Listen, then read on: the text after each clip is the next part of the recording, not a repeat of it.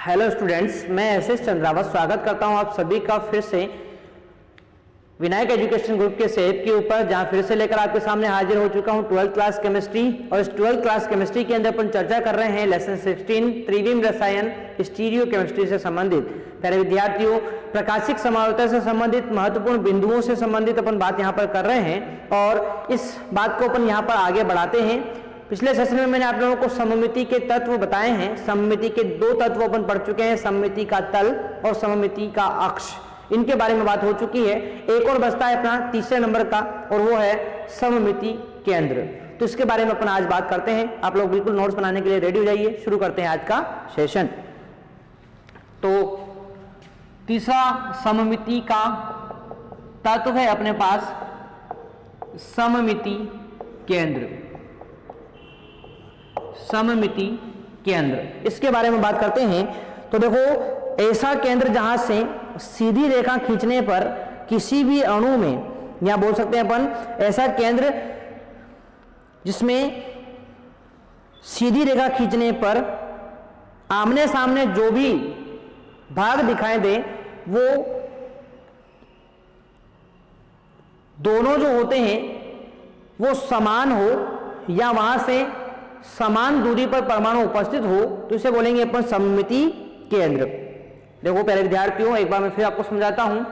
सममिति केंद्र का मतलब होता है किसी अणु में वह केंद्र या वह बिंदु जहां से यदि आप लोग सीधी रेखा खींच दें, तो सीधी रेखा खींचने के बाद वहां से जो परमाणु दोनों भागों में जुड़े हुए हैं वो समान दूरी पर स्थित हों। अब क्या होता है इसका मतलब, इस चीज को मैं आपको यहां पर समझाता हूं, तो आप लोग ध्यान से इसको देखिए। उदाहरण की सहायता से समझने का अपन इसको प्रयास करेंगे। तो देखो, किसी अणु में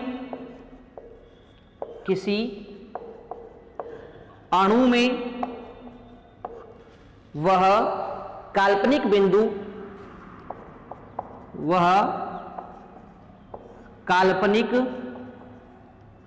बिंदु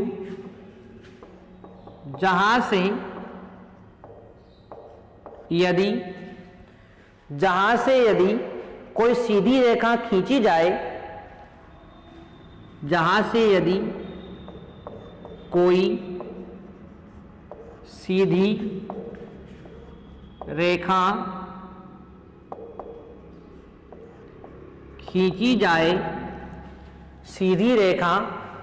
खींची जाए, तो उस बिंदु के आमने सामने, उस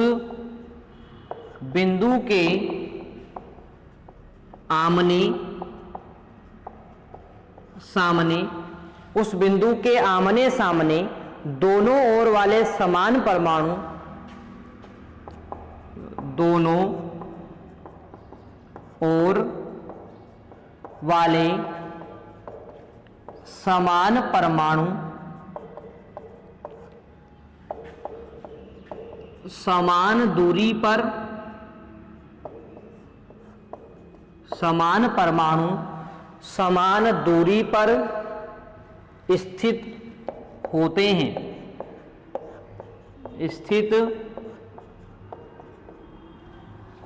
हैं, सममिति केंद्र कहलाता है।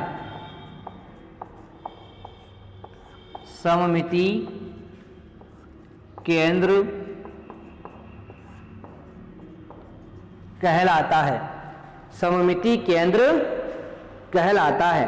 ठीक है, जैसे उदाहरण से इसको समझने का अपन प्रयास करेंगे। एग्जाम्पल से आपको बहुत अच्छे से ये चीज समझ में आ जाएगी। जैसे अंग्रेजी वर्णमाला का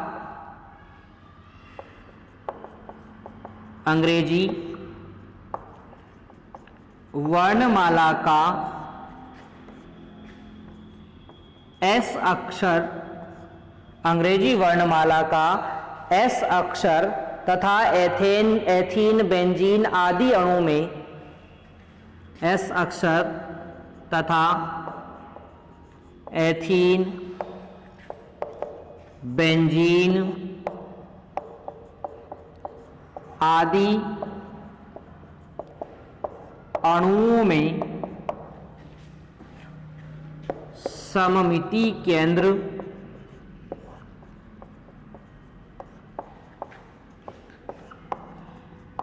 पाया जाता है, सममिति केंद्र पाया जाता है। जैसे देखिए आप लोग इस चीज को, जैसे अंग्रेजी वर्णमाला का एस अक्षर अपन यहां पर बनाने का प्रयास किए हैं। देखो यदि इस एस की अपन बात करें तो इस एस के अंदर आप लोग देखो यहां पर ये एक ऐसा बिंदु है जहां से यदि मैं सीधी रेखा खींच दूं, यहां से मैंने सीधी रेखा खींची तो क्या हुआ, ऊपर वाले भाग और नीचे वाले भाग पर जो भी समान परमाणु होंगे ना वो समान दूरी पर होंगे। क्या होंगे, समान दूरी पर, ठीक है ना। जैसे यहां से ये वाला बिंदु और यहां से ये वाला बिंदु दोनों क्या होंगे, समान दूरी पर होंगे। इसी प्रकार से चाहे रेखा कोई सी भी खींच लो, जैसे अपन यहां से इस प्रकार से रेखा खींच देते हैं बिल्कुल सीधी, तो इस कंडीशन में भी क्या होगा, इधर स्थित समान परमाणु और इधर स्थित समान परमाणु क्या होंगे, बिल्कुल समान दूरी पर होंगे, ठीक है। इसी प्रकार से बात करते हैं अपन कि यदि रेखा इस प्रकार से खींच दी जाए, इस प्रकार से कोई सी भी रेखा खींच दी जाए, यहां से समान परमाणु हमेशा क्या होंगे, यहां से समान दूरी पर ही स्थित होंगे। इस प्रकार से ये थोड़ा सा समान परमाणु जो होंगे वो हमेशा क्या होंगे, समान दूरी पर ही स्थित यहां पर होंगे, ठीक है। तो ये था अपना सममिति केंद्र, यानी इस बिंदु से आप लोग कितनी ही रेखा खींच दे वहां से समान परमाणु हमेशा समान दूरी पर ही स्थित होते हैं। जैसे एक उदाहरण मैं आप लोगों को लेता हूं यहां पर, और वो है आपका एथीन। अब देखो एथीन को अपन कैसे लिखते हैं, इस प्रकार से लिखते हैं एथीन को, देखिए H H H और H, एथीन को अपन इस प्रकार से लिखते हैं यहां पर।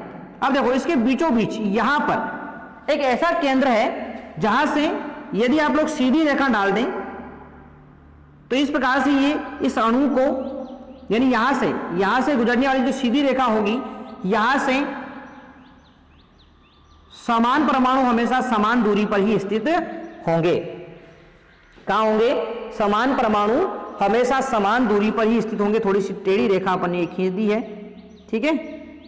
चलो तो इसको अपन सही कर लेते हैं यहां से, बिल्कुल ये देखिए आप लोग इस प्रकार से अपन खींचेंगे इसको, या फिर बिल्कुल बीच में से आप लोग रेखा खींचो। यहां से देखो, यदि मैंने इस रेखा को, यदि यहां से अपन समझने का प्रयास करें, यहां से अपन ये रेखा डाली तो देखो यहां से ये हाइड्रोजन, यहां से ये हाइड्रोजन समान दूरी पर है, यहां से ये कार्बन, यहां से ये कार्बन क्या है, समान दूरी पर है। तो ये क्या होगा, ये जो केंद्र होगा ये क्या कहलाएगा, सममिति केंद्र कहलाएगा। इसके अलावा हम बात कर लेते हैं बेंजीन के बारे में। तो देखो बेंजीन की संरचना आप सभी जानते हैं अच्छे से, इस प्रकार की संरचना होती है बेंजीन की, ठीक है। ये बेंजीन की संरचना है। अब इसमें आप लोग जानते हैं कि यदि थोड़ी सी तिरछी अपन ने संरचना बना दी है, ठीक है, तो थोड़ा सा इसको सही कर लेते हैं अपन, बिल्कुल ये लो। अब देखो यहां पर आप लोग यदि यहां से, बिल्कुल यहां से यदि आप लोग रेखा यहां पर डालते हो तो इस रेखा को आप लोग देखो, यहां से इस रेखा से, यानी इस बिंदु से आपका, इस बिंदु से आपका ये परमाणु समान दूरी पर है, ये भी समान दूरी पर, ये समान दूरी पर, ये समान दूरी पर होगा। उसी प्रकार से अपन यदि यहां से रेखा डालते हैं तो यहां से भी सभी परमाणु क्या होंगे, इधर वाले परमाणु समान दूरी पर होंगे। वैसे ही यदि अपन यहां से रेखा डाल देते हैं तो इस रेखा पर भी समान दूरी पर परमाणु स्थित होंगे। तो ये जो केंद्र है, ये केंद्र क्या कहलाएगा, ये केंद्र सममिति केंद्र कहलाता है। यानी कि वह काल्पनिक बिंदु जहां से यदि सीधी रेखा खींच दी जाए तो समान परमाणु समान दूरी पर स्थित नजर आ जाए, इसी को अपन क्या बोलते हैं, सममिति केंद्र कहते हैं। आशा करता हूं आपको ये बात बिल्कुल समझ में यहां पर आ गई होगी। तो ये थे अपने 3 सममिति के तत्व, और मैंने आपको बताया था कि ये तीनों सममिति के जो तत्व होते हैं ये किसी भी अणु की ध्रुवण घूर्णकता को बताते हैं कि वो अणु ध्रुवण घूर्णक होगा अथवा नहीं होगा। और यदि यौगिक ध्रुवण घूर्णक नहीं है, ध्रुवण घूर्णक यौगिक नहीं है, तो उस कंडीशन में वो प्रकाशिक समावता भी प्रदर्शित नहीं करेगा। ये सिंपल सी बात आपको ध्यान रखनी है कि यदि सममिति का तल, सममिति का अक्ष, सममिति केंद्र, इन तीनों में से यदि कोई सा भी, इन तीनों में से कोई सा भी तत्व यदि किसी यौगिक के अंदर उपस्थित है तो वो ध्रुवण अघूर्णक होगा, यानी प्रकाशिक समावता प्रदर्शित नहीं करेगा। ठीक है, तो ये बात अपनी यहाँ पर हो चुकी है। अब बात करते हैं अपन एक और नए टॉपिक के बारे में, और वो भी इसी से संबंधित है। ये है किरेलता एवं किरेल अणु। किरेलता एवं किरेल अणु, इससे संबंधित अपन यहाँ पर बात कर लेते हैं। तो देखो, किरेलता या किरेल अणु की अपन बात करें तो क्या होता है ये चीज, इसके बारे में थोड़ी सी बात अपन यहाँ पर कर लेते हैं। देखो, अपन ने बात की है यहाँ पर कि यदि किसी अणु में कोई भी सममिति का तत्व उपस्थित है तो वो प्रकाशिक समावता प्रदर्शित करता है, परंतु यदि वहां पर सममिति का तत्व उपस्थित नहीं है तो वो प्रकाशिक समावता प्रदर्शित नहीं करता है।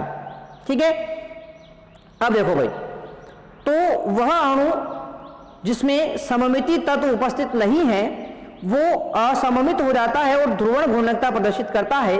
और इस प्रकार के अणु में एक विशेषता होती है कि इसके दर्पण प्रतिबिंब जो होते हैं वो एक दूसरे पर अध्यारोपित नहीं होते हैं, इसीलिए इस अणु को अपन किरेल अणु कहते हैं और इस गुण को किरेलता कहा जाता है। यानी कि अभी अपन ने पढ़ा है कि यदि किसी यौगिक के अंदर कोई सममिति का तत्व उपस्थित नहीं है तो वो ध्रुवण घूर्णकता प्रदर्शित करेगा। ध्रुवण घूर्णकता का मतलब क्या हुआ, प्रकाश के तल को या तो दाईं तरफ घुमाएगा या बाईं तरफ घुमाएगा। ठीक है, ध्रुवण घूर्णकता वो प्रदर्शित करेगा। और यदि ध्रुवण घूर्णकता वो प्रदर्शित कर रहा है तो उस कंडीशन में अपन क्या बोलेंगे, उस कंडीशन में अपन बोलेंगे कि वो अणु असममित हो चुका है, यानी कि उसके यदि आप लोग प्रकाशिक समावयवी बनाते हैं तो उसके प्रकाशिक समावयवी, उसके दर्पण प्रतिबिंब जो होंगे वो एक दूसरे पर अध्यारोपित नहीं होंगे। और यदि किसी अणु के दर्पण प्रतिबिंब एक दूसरे के ऊपर अध्यारोपित नहीं हो पाते हैं तो उसे अपन क्या बोलते हैं, उसे अपन किरेल अणु कहते हैं और इस गुण को किरेलता कहा जाता है। जैसे मैं आपको उदाहरण की सहायता से समझाने का यहाँ पर प्रयास करूं तो आप लोग देखो, अपनी जो ये हथेलियां होती है ये एक दूसरे का दर्पण प्रतिबिंब होती है, यानी कि यहाँ पर बीच में यदि दर्पण लगा दिया जाए तो दर्पण में इस प्रकार से ये दिखेगी, यानी ये भी दर्पण प्रतिबिंब है तो ये भी क्या है, एक दूसरे के दर्पण प्रतिबिंब दोनों। अब यदि मैं इसको यहां से इसी प्रकार से उठाकर, घुमाना नहीं है आप लोगों को, इसी प्रकार से उठाकर मैं इसके ऊपर रखूं तो क्या एक दूसरे को अध्यारोपित कर रहे हैं, पूरी तरह से ढक रहे हैं, क्या ये नहीं ढक रहे हैं। यानी कि यहां पर ये अंगूठे बाहर निकले हुए हैं, ये पूरी तरह से एक दूसरे को अध्यारोपित नहीं कर रहे हैं। और जब एक दूसरे को अध्यारोपित नहीं करेंगे तो ऐसे यौगिकों को अपन क्या बोलते हैं, किरेल अणु कहते हैं। और ये जो गुण होता है इसको क्या बोला जाएगा, किरेलता कहा जाता है। ठीक है, तो इस चीज को अपन यहां पर लिख लेते हैं कि यदि किसी अणु में कोई सममिति का तत्व उपस्थित नहीं हो तो वह असममित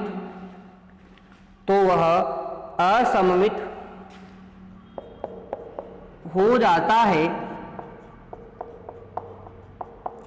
और ध्रुवण घूर्णकता प्रदर्शित करता है, ध्रुवण घूर्णकता प्रदर्शित करता है। ठीक है, प्रदर्शित करता है। इस प्रकार के अणु में, इस प्रकार के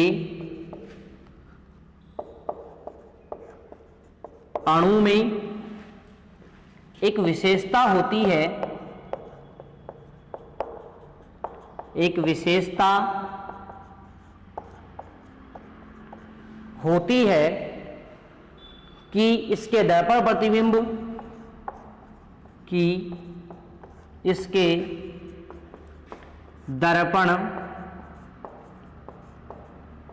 प्रतिबिंब एक दूसरे पर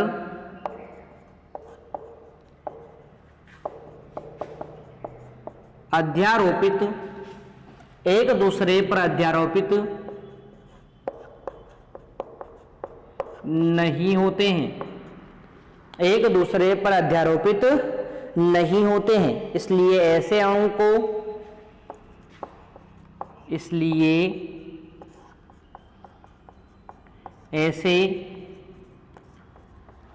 अणु को किरेल अणु कहते हैं, किरेल अणु कहते हैं। और इस गुण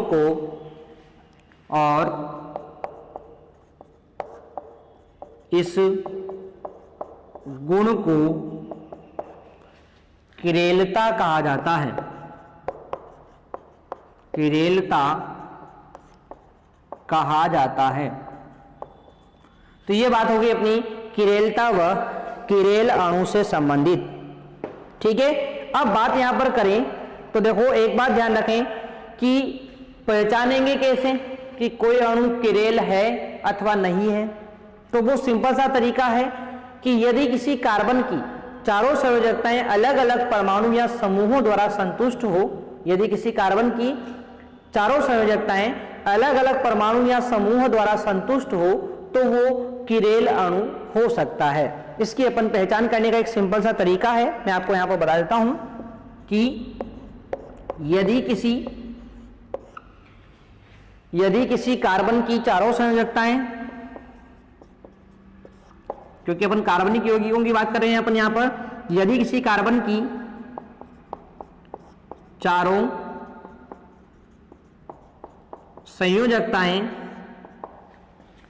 संयोजकताएं भिन्न भिन्न प्रतिस्थापियों से प्रतिस्थापित कर दी जाए, भिन्न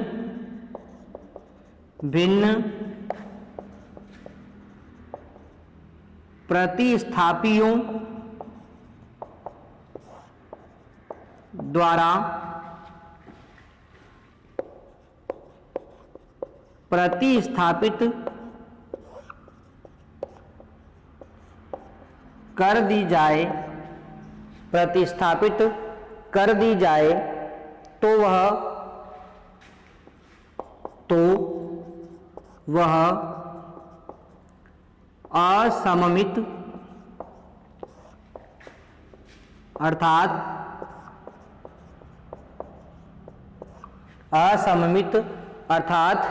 किरेल हो जाता है, असममित अर्थात किरेल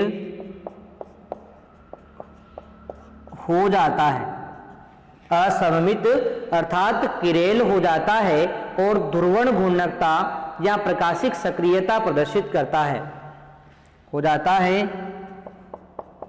और ध्रुवण घूर्णकता या प्रकाशिक सक्रियता प्रदर्शित